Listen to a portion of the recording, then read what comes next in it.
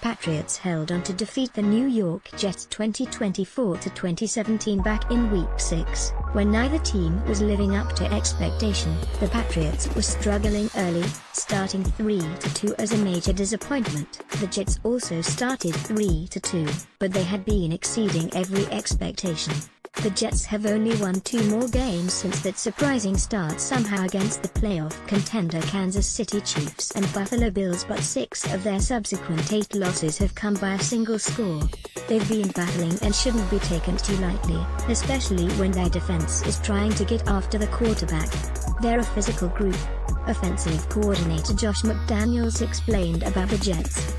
They play an aggressive style. They're blitzing a little bit more than they were in the first part of the season, which doesn't surprise me. They're putting pressure on the quarterback, and really there's a lot of things that they do well, turning the ball over, third down. I mean, there are significant challenges here. Their front 7 is physical. Their inside linebackers are very fast as a twosome as we'll see all year, and the outside linebackers do a good job of setting the edge in the running game, forcing you to run kind of in a small space. They have a very disruptive defensive line.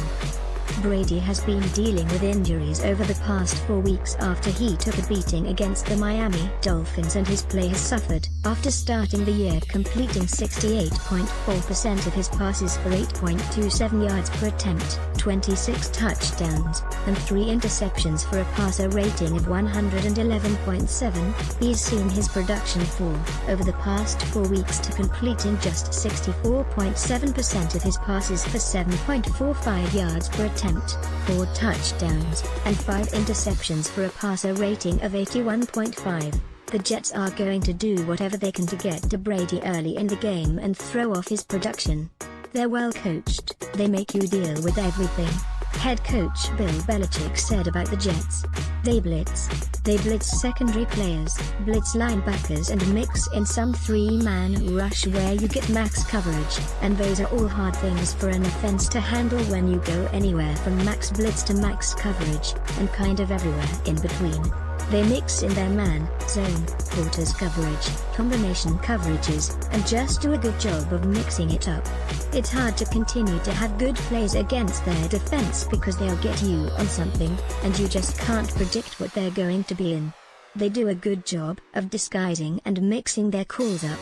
Belichick compared the Jets' defense to his own, by calling New York a game plan team.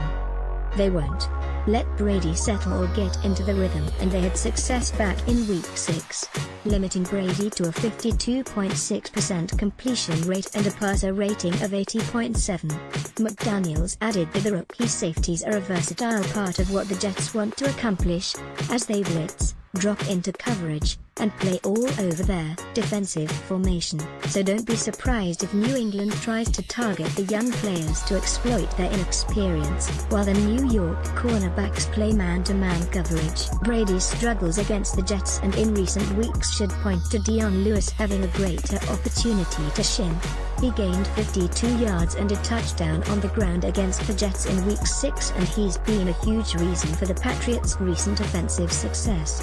If Lewis is able to generate yardage on the ground, then that should open up the play action for Rob Gronkowski. 6 catches for 83 yards and 2 touchdowns against the Jets in Week 6 to perform against the rookie New York safety.